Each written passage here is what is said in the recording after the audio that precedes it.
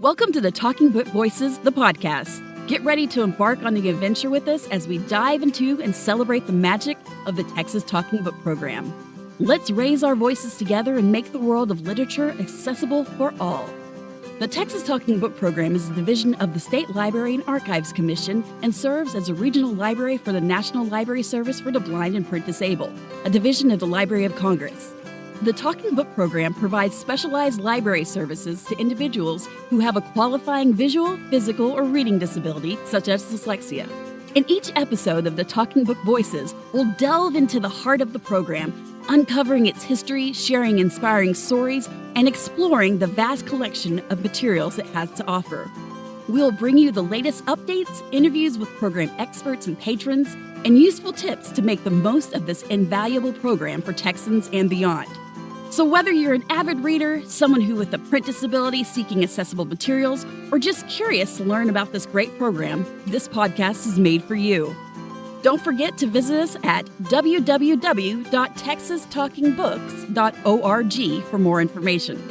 So let's begin the Texas Talking Book Voices, a podcast by the Texas State Library and Archives Commission.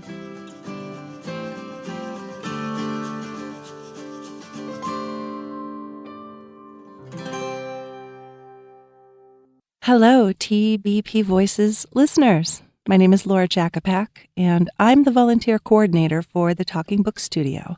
That's where we record books and magazines for our patrons. I'm here to share a little bit of the behind-the-scenes action that's involved in the production of the audiobooks and magazines that we work on throughout the year.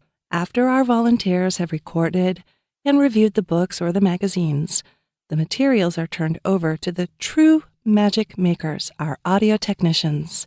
Today, we'll be hearing from John Densmore and Shane Elam. So let's get into it. Hi, John. Hello. Hi, Laura. How are you? I'm doing well. Yeah, happy to be here. Thanks for coming away from your busy work schedule to chat with me. I just have a couple questions. I'm curious, can you give a brief description of what an audio technician is? Yeah, an audio technician is someone who works with audio, a lot of audio equipment and audio production. In Shane and I's case, we are making sure that the microphones all work correctly. We're doing the editing, post-production after the books have been recorded. We mark up the books to put the chapters in.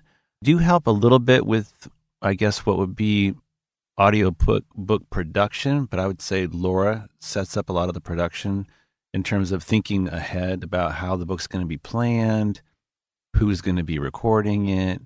We're involved with that a little bit, so we go a little bit beyond what would be the standard technician kind of role, because we're also thinking in terms of how it's going to be when it's finally done. Shane and I also work with that part of it. We work with the end result, which would be like the compression of it, the export of the files, making sure they go up to the system to where they can get played, come back in the BARD application, and also to the little discs that you get in the mail. And there's a whole other world to that, but I don't want to go into the granular details completely of that. But our main role here is basically making sure that all the audio tools are correctly working, like microphones, and making sure that the computer applications are working correctly so they can be recorded, and then doing what they call post-production. That's the short and long of it. Nice. Thank you. It sounds very detailed and like a lot. Mm-hmm. A lot of balls in the air. How long have you done this work? For here at Talking Book Program, it's coming up on 3 years. It's not exactly 3 years, but I'll just roughly estimate 3 years here. I had also done audio technician work where I was doing sound for musical groups in music venues for a couple of years, like bars and other small venues. And I went to school for musical engineering for a while, and then multimedia production. I have a master's in library science, so that helps with a lot of the other details about the work that we do, because it's so book oriented. It goes beyond just being just audio work for us. There's a lot of kind of more librarian skills that also come into play, or multimedia type production skills that come in here. Oh, that's interesting. There's a lot of time put into learning how to do this work, but I would say here specifically 3 years. And you feel like it took you, what, like a year to start to feel comfortable with what you were doing? I would say it probably took a couple years to be able to actually do the work well. And we're still learning every day. That makes sense. What are the most challenging aspects of your work? Well, the most challenging aspects of the work would be that we are working with recordings. We have computers that we're working with, so there end up being computer problems. So that's one issue that comes up. But generally, the humans involved, the volunteers are pretty dependable, I would say. Think about how many people are volunteering. I mean, is it roughly 100 people? We have approximately 100 at this time. And, and I think in the last 6 months, there's probably been 2 books, maybe more, that really weren't completed out of all those people. Yeah. So they're super dependable and they show up all the time. What does a typical day look like for you? A typical day would be go to my desk, start up the computer, check my email, look at the production database, talk to Laura. That's me. And talk to Shane, possibly Jacqueline. Jacqueline's our boss. And just to see about what the day looks like. I'll look at the calendar. So the production database is basically telling me what work is available or where it's at, what stage it's at in the production cycle.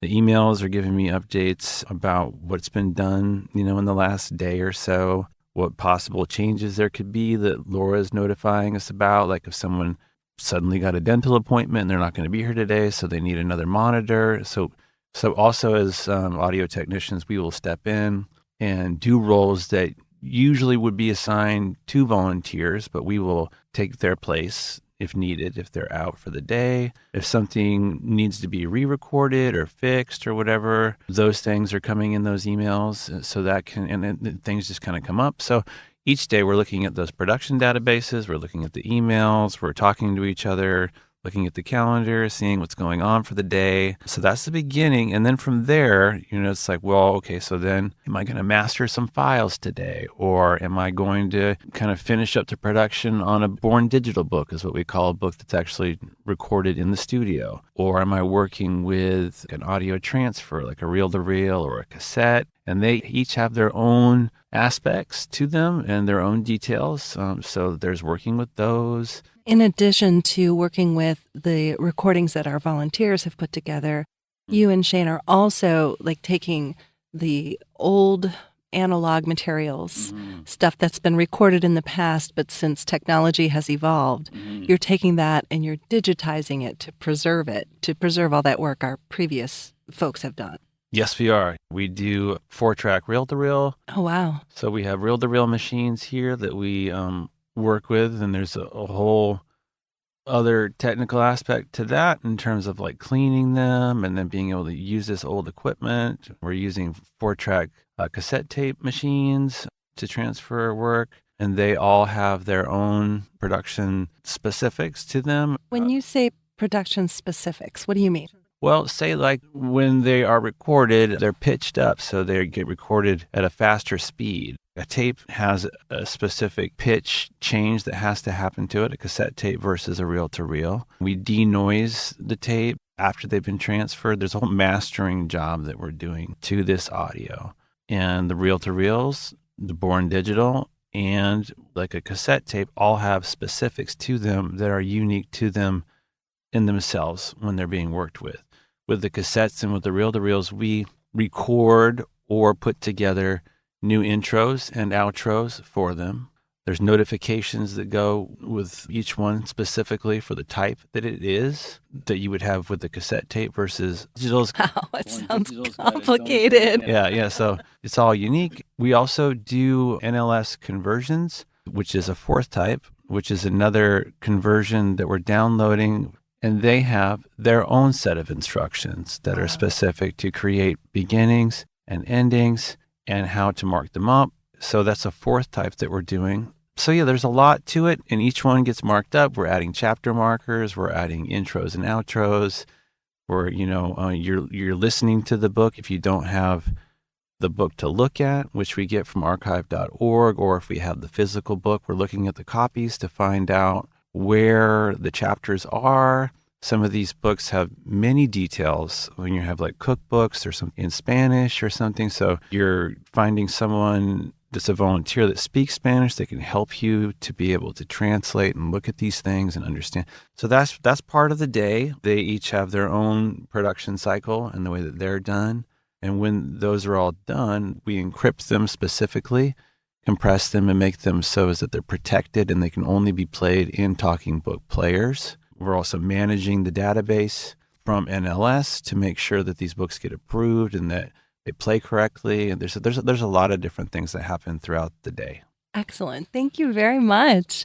Is there anything else before we switch over to Shane that you would like to share with our listeners? Oh, yes. I'm just always continually surprised at how many people come from Austin and outlying cities that volunteer here that put in their efforts to make the program work. They are amazing indeed. Thank you. Thank you for chatting with me. We're going to switch out now. John stepped out and he is now monitoring for us, and we have Shane with us. Hello. So, Shane, how long have you been doing this work? I have been with the Talking Book program. It'll be 4 years coming up on Valentine's Day. But I've been in radio since 95. Whoa. Which makes me old.